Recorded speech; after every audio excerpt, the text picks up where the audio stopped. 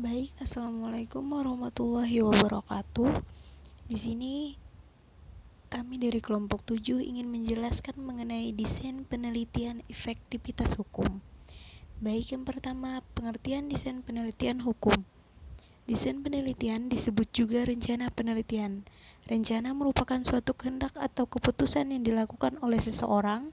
Rencana bisa juga berarti sebuah usulan yang rinci untuk melakukan atau mencapai sesuatu.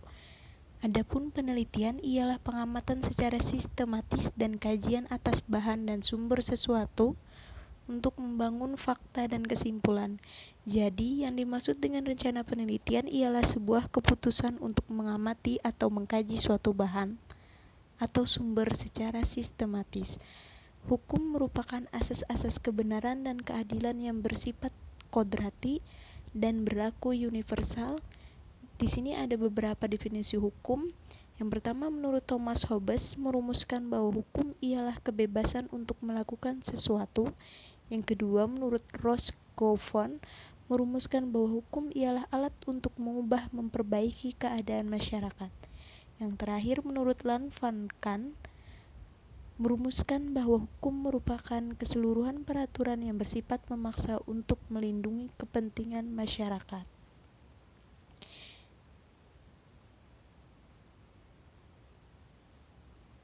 Nah, itu mengenai pengertian desain penelitian hukum.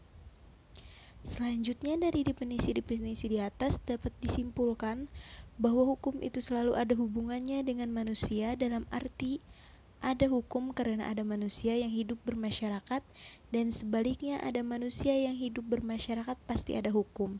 Jadi desain penelitian hukum merupakan suatu rancangan kegiatan ilmiah yang didasarkan pada metode sistematika dan pemikiran tertentu yang bertujuan untuk mempelajari satu atau beberapa gejala hukum dengan jalan menganalisisnya.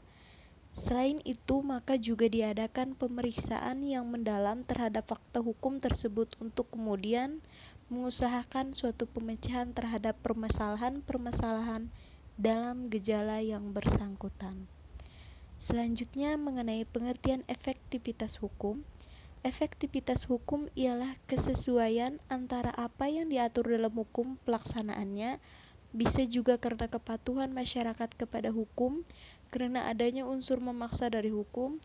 Hukum dibuat oleh otoritas berwenang, ada kalanya bukan abstraksi nilai dalam masyarakat. Jika demikian, maka terjadilah hukum tidak efektif, tidak bisa dijalankan, atau bahkan atas hal tertentu terbit pembangkangan sipil. Dalam realita kehidupan masyarakat, seringkali penerapan hukum tidak efektif, sehingga wacana ini menjadi perbincangan menarik untuk dibahas dalam perspektif efektivitas hukum. Persoalan efektivitas hukum mempunyai hubungan yang sangat erat dengan persoalan penerapan, pelaksanaan, dan penegakan hukum dalam masyarakat demi tercapainya tujuan hukum. Artinya hukum benar-benar berlaku secara filosofis, yuridis, dan sosiologis.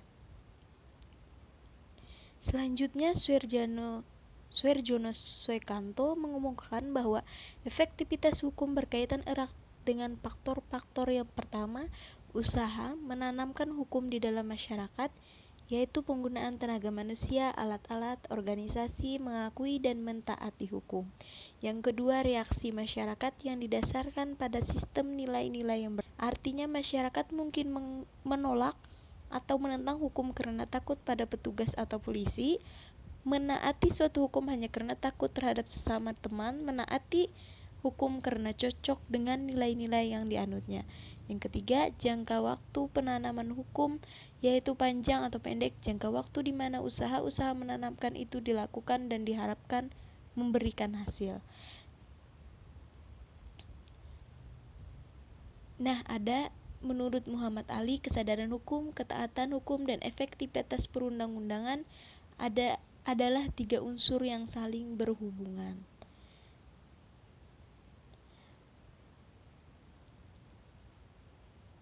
Selanjutnya, teori efektivitas hukum. Efektivitas ialah suatu keadaan yang mengandung pengertian mengenai terjadinya suatu efek atau akibat yang dikehendaki. Kalau seseorang melakukan suatu perbuatan dengan maksud tertentu yang memang dikehendaki, maka orang itu dikatakan efektif kalau menimbulkan atau mempunyai maksud sebagaimana yang dikehendaki. Nah, efektivitas hukum dalam tindakan atau realita hukum dapat diketahui apabila seseorang menyatakan bahwa suatu hasil atau gagal mencapai tujuan. Maka hal itu biasanya diketahui apakah pengaruhnya berhasil mengatur sikap, tindak atau perilaku tertentu sehingga sesuai dengan tujuannya ataupun tidak. Diperlakukan kondisi-kondisi tertentu yang harus dipenuhi agar hukum mempunyai pengaruh terhadap sikap, tindak, atau perilaku manusia. Kondisi-kondisi yang harus adalah: yang pertama, hukum harus dapat dikomunikasikan.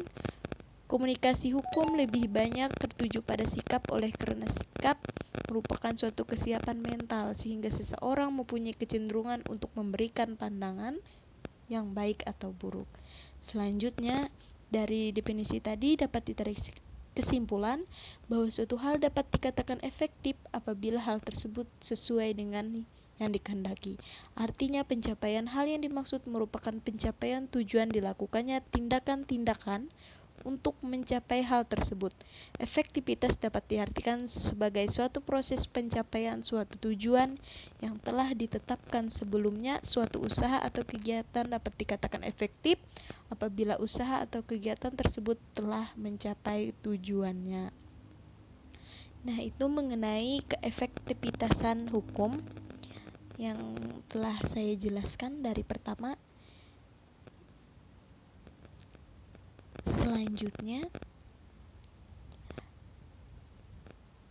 mungkin sekian materi yang dapat kami paparkan mengenai desain penelitian efektivitas hukum.